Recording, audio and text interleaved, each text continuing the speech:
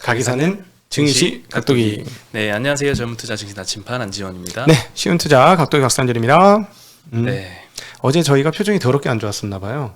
어제요? 많은 분들이 걱정을 하셨는데 괜찮아요. 저 괜찮았는데 맨날 하루 방글, 하루 뭐 우울 막 이런 모드가 있어가지고 울다가 웃으면 어디에 털이 난다고?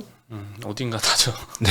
그래서 그런 행동 안 하려고 제가 이제 좀 이렇게 과묵하게 있어야 되겠다 마음 먹고 과묵하게 있었더니 다시 침착해지나요? 표정이 아주 무서워지더라. 나도 깜짝 놀랐어. 표정 왜 이렇게 안 좋지? 그래서 걱정하지 마세요. 저 사실은 제가 얘기하면 여러분이 열폭합니다. 그치요? 안 그럴까요? 그런가요? 아유, 네. 그래서 중국 얘기만 하잖아. 제가 산 주식이 올랐는데요, 중국에서. 자, 생각해 보세요. 제가 샀으면 중국에서만 주식이 오르겠습니까? 중국에서도 저 알아보고 주식 가격을 올려주는데 한국에서 안 오르겠습니까? 네. 그래서 제가 맨날 일희일비하면 여러분 속 터져요. 죽어 이씨 이러면서 일부러 내가 감춘 거야.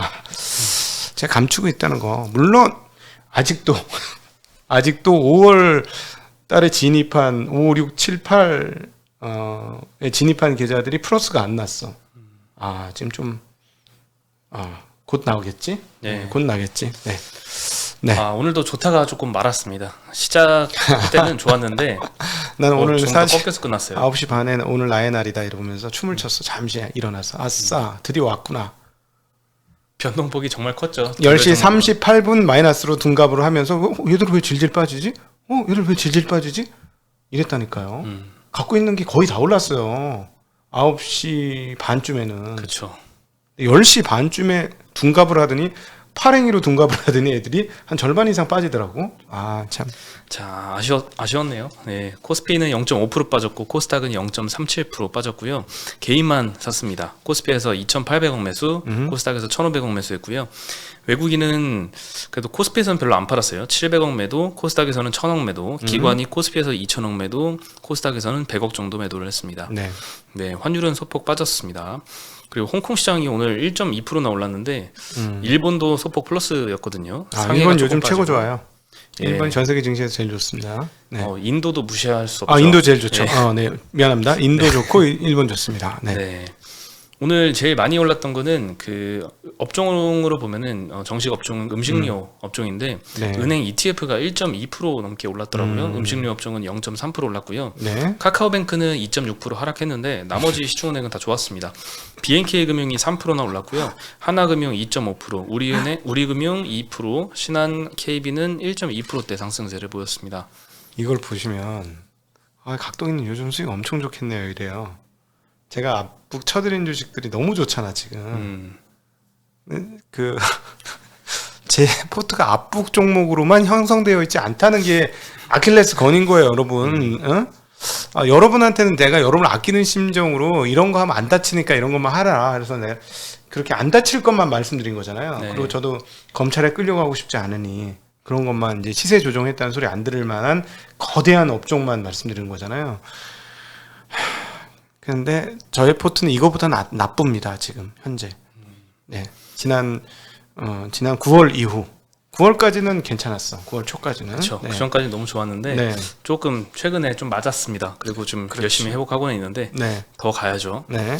네, 그리고 오늘 금리가 사실 많이 오른 영향인 것 같아요. 미국 10년물 금리가 1.65%? 네. 그렇죠? 지금 소폭 빠져 있는 것 같아요. 한국 10년물도 2.4 넘었다가 조금 떨어진 상태이고요. 일단 보험주들도 많이 올랐습니다. 엄청 오르고 있어요. 보험 업종이 네. 지금 두 번째로 많이 올랐고요. 흥국화재가 4.3%, DB손보 2%, 코리안리 하나선보가 1.5%씩 올랐는데요. 아직도 싸더라. 근데. 네, 특히 손해보험주 같은 경우에는 9월 자동차보험 손해율 데이터가 나왔는데 상위 5개 회사들의 손해보험 손해율이 전달에 비해 소폭 상승했습니다. 76.7에서 79.8% 수준을 기록하고 있고요. 대형사는 한 1에서 3%포인트 상승했고 중소형사는 7%대 정도 상승을 했고요. 교통량이 많아지면서 사고가 늘어난 영향 때문이겠죠. 그리고 4분기에는 정비요금 인상, 겨울철에 이제 계절성 요인 때문에 추가로 상승할 수 있을 것 같습니다. 네. 다만 과거에 2017년쯤에는 한 80% 넘는 손해율을 보였거든요. 이게 네. 평균이니까 100% 넘는 회사들도 있었죠. 근데 이거보다는 좀 낮은 수준을 잘 기록하고 있고요. 오늘 뭐 은행업종, 보험업종, 뭐 증권업종도 상승해서 마감을 했습니다. 네, 그리고 이제 배터리 2차전지 소재주들이 오늘 조정을 좀 많이 받았습니다. 네. 네, 반면에 셀업체들은 좀 강세를 보였는데요. 일단 합작사 이슈를 보면은 최근에 LG화학이 스텔란티스하고 연 40기가와트시 규모 합작 공장 한 4조 원 규모로 설립한다고 발표했었는데요. 어저께 삼성 SDI하고도 합작 공장을 설립한다라고 발표를 했습니다. 네. 이 합작 공장은 미국 미시간주 혹은 일리노이주에서 세울 것이다라고 거론되고 있고 캐파는 아직 공개되지 않았고요. 다만 조단위 투자가 예상되고 25년부터 가동될 예정입니다. 스텔란티스는 이제 LG 에너지 솔루션한테는 이제 파우치형 배터리를 받고 삼성 SDI한테는 각형 배터리를 받을 걸로 보이고요. 다른 완성차 업체 대비 지금 전기차 전환이 좀 스텔란티스가 늦은 상태입니다. 네. 그리고 산하에 15개 정도의 굉장히 많은 브랜드가 있기 때문에 배터리 확보가 시급해서 서두르고 있는 상황이고요. 두 번째로는 이제 LG화학의 리콜 이슈가 있는데요. 리콜 이슈가 처음 생긴 게 8월달 중말 정도였던 것 같아요. 그때부터 한 20% 이상 급락을 했다가 리콜 비용이 확정되고 10월부터는 이제 외국인 매수세가 좀 들어와서 거의 다 회복이 된 상태인데 GM과의 파트너십이 틀어지지 않았다는 거는 장점인 것 같은데 네. UBS에서는 또 추가로 이 화재 발생할 수 있다는 경고를 내놓고 있습니다. 어허. 전문가와 상의한 결과 볼트나 코나 같은 이 1세대 배터리 시스템은 계속해서 안전 문제를 겪을 수밖에 없다라고 언급하면서 세 가지 시나리오를 제시했는데요. 일단 긍정적인 시나리오는 더 이상 추가 충당금이 없다는 거. 그리고 기본 시나리오에서는 내년에 추가로 4,700억 원 정도의 충당금을 설정을 하는 거고, 부정적인 시나리오에선 17년도에서 20년도 사이에 판매된 53만 대 정도 분량을 전부 다 리콜하는 거. 이게 제일 부정적인 시나리오인데요. 네. 요 가능성은 좀 낮다고 해도 기본 시나리오만 봐도 추가로 충당금을 설정한다는 거잖아요. 네. LG 입장에서는 이제 추가 충당금 설정에 대한 얘기는 없었거든요. 근데 이제 좀 우려를 하고 있는 모습입니다. 네. 오늘 LG화학은 그래도 플러스 1%로 마감을 했고요. 삼성 SDI는 보합, SK이노베이션은 0.6% 플러스였고, 다만 소재주들은 좀 많이 하락을 했습니다. 네. 네, SKIT는 7.5% 하락, 일진머티리얼즈 6.4% 하락, 동아기업은 5% 하락, 포스코케미칼과 대주전자재료는 4%대 하락세를 기록을 했는데 뭐 많이 올랐으니까 좀 조정을 받은 것 같습니다. 네, 많이 올랐죠. 네. 예. 그리고 테슬라 실적 발표가 있죠, 오늘 밤에. 그리고 미국 시장에서 비트코인 선물 ETF 첫 거래를 했는데요. 상승하면서 네. 여러 수혜주들을 남겼습니다. 일단 다날이라는 회사가 있는데 자회사가 다날 핀테크인데 여기서 비트코인을 페이코인으로 바꿔서 결제 서비스를 제공하고 있습니다. 다날이 오늘 20% 상승했고 비덴트가 8.5%나 상승을 했습니다. 네, 여파가 계속 미치고 있고, 그리고 오늘 콘텐츠주들하고 엔터주들이 많이 좋았는데요. 일단 3분기 실적 기대감도 있고 4분기부터는 이제 오프라인 공연 재개 기대감 때문에 엔터주들이 계속 강세를 보이고 있습니다. 네. 어저께 삼성증권 리포트를 말씀을 드렸는데요. 하이브가 3분기에는 실적이 조금 컨센을 밑돌 것이다 말씀드렸죠. 근데 이제 JYP에 대한 리포트도 나왔는데 3분기 매출액은 컨센 490억보다 높은 540억 전망을 했고요. 전년 대비 55% 증가한 수치입니다. 네. 영업이익은 컨센 172억보다 높은 193억을 전망했고 전년 대비 74% 증가한 수치입니다. 굉장히 호전망을 하고 있고 마진은 높아요. 마진 굉장히 높죠. 네. 그리고 스트레이키즈, 있지 등의 앨범 판매, 그리고 데이식스의 온라인 공연 등이 실적에 기여를 했고요. 2분기와 달리 중국 음원 유통 관련한 일회성 비용이 3분기에는 발생하지 않은 게 실적에 기여하는 것 같습니다. 4분기에는 또 여러 그룹들의 앨범 발매가 예정이 되어 있고요. 오프라인 콘서트는 뭐 BTS는 확정이 됐는데 아직 네. 여기는 여기는 확정이 안 되어서 그렇지만 아직 가능성은 열려 있는 상황이라고 합니다. 목표 주가는 이제 12개월 향후 PER 기준으로 36배를 적용해서 목표가 53,000원을 유지하고 있습니다. 그리고 하나금투에서도 언급을 했는데 4대 기획사 합산 영업이익이 3분기에 1,200억 정도 나올 거라고 합니다. 그래서 음원이랑 음반만으로 이 정도 이익을 낼 수 있다면 오프라인 투어를 재개하면 모든 기획사가 이제부터는 매년 사상 최고치 최대 실적을 경신을 할 것이다 라고 굉장히 긍정적인 전망을 했습니다. 참 엔터를 되게 좋게 보긴 봤는데 실제로 이렇게 되네요. 네, 오늘 JYP가 11%대 상승했고요. SM과 YG가 5%, 하이브는 마이너스 0.8%를 기록을 했습니다. 네. 그리고 이 오징어 게임 이후에 컨텐츠주 강세가 지속되고 있는데요. 넷플릭스가 어저께 이제 실적 발표를 했잖아요. 근데 3분기 신규 가입자를 438만 명 증가했다고 발표를 했는데요. 컨센서스가 386만 명이었습니다. 이거를 훨씬 상회해서 이 로이터 통신에서는 이거 오징어 게임 영향 때문이다라고 분석을 하고 있고요.